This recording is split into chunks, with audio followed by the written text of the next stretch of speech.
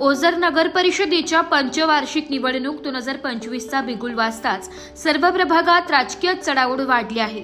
यामध्ये प्रभाग क्रमांक 7 मधून राष्ट्रवादी काँग्रेस पक्षाचे अधिकृत उमेदवार म्हणून दिलीप मधुकर कदम यांनी जोरदार उमेदवारी दाखल केली आहे। समाजकार्यात नेहमी अग्रेसर असलेल्या कदम हे राष्ट्रवादी काँग्रेस पार्टीचे तालुका उपाध्यक्ष असून प्रभागातील विकास कामांमध्ये त्यांचा मोलाचा वाटा आहे। स्थानिक पातळीवर झालेल्या विकास कामांमध्ये आमदार दिलीप काका बनकर यांच्या मार्गदर्शनाखाली रस्ता काँक्रिटीकरण, फ्लेवर ब्लॉक आणि मूलभूत सुविधा उभारणीची अनेक कामे करण्यात आली आहे। यामुळे प्रभागातील नागरिकांना मोठा दिलासा मिळाला आहे। कोरोना काळातील त्यांच्या कार्याची विशेष दखल घेण्यात येते। आमदार दिलीप काका बनकर यांच्या वतीने अनेक गरजू रुग्णांना हॉस्पिटलमध्ये बेड उपलब्ध करून देणे तसेच रेमडेसिवीर इंजेक्शनची सोय करून देणे अशी मदत कदम यांनी संकट काळात केली आहे।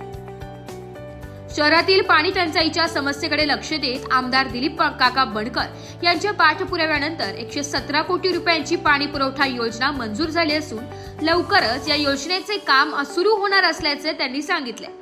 महिला सक्षमीकरणासाठी लघु उद्योग, बचत गटांना प्रोत्साहन तसेच रोजगार निर्मितीचे उपक्रम राबविण्याचा मनोदय कदम यांनी व्यक्त केलाय।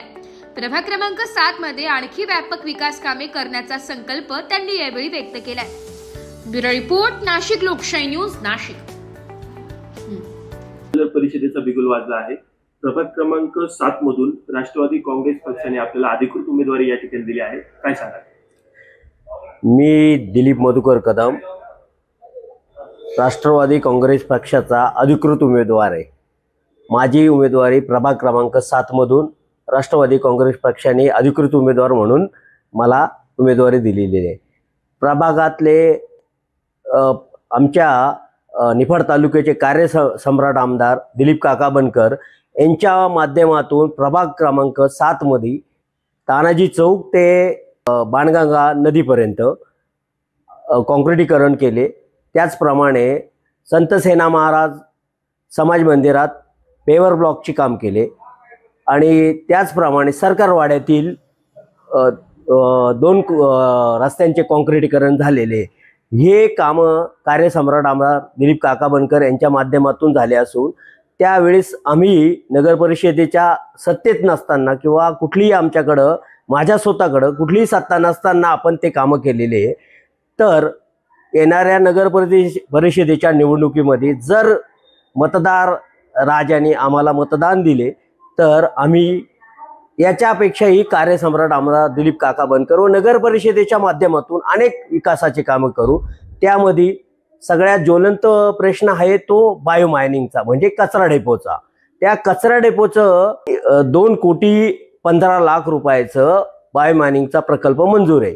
बायो मायनिंग म्हणजे हा जो कचरा आहे त्याचं वर्गीकरण करून त्याचं खत बनवणे आणि ते शेतकऱ्यांपर्यंत पोहोचवणे। शेतकऱ्यांचा पण हित बघितलं जाईल, तिथला कचरा पण हलवला जाईल।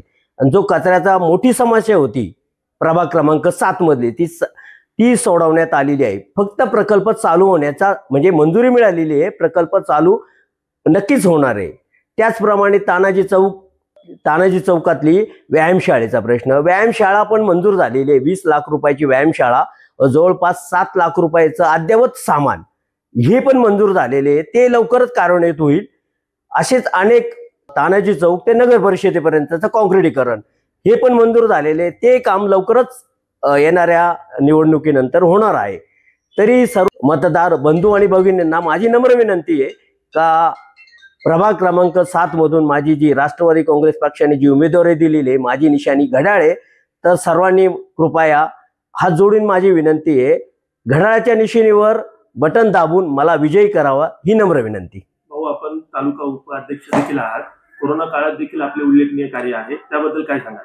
कोरोना काळात दिलीप काका बनकर, आमदार दिलीप काका बनकर यांनी कोविड सेंटर चालू केलेले होतं पिंपळगाव बसवंत भीमाशंकर शाळेमध्ये। तर तिथे जेवढे गरजू लोक होते, जेवढे गरजू कोरोना पेशंट होते, त्यांना ह्या काळात बेड मिळत नव्हते, ते बेड मिळवून द्यायचं काम आम्ही केलं।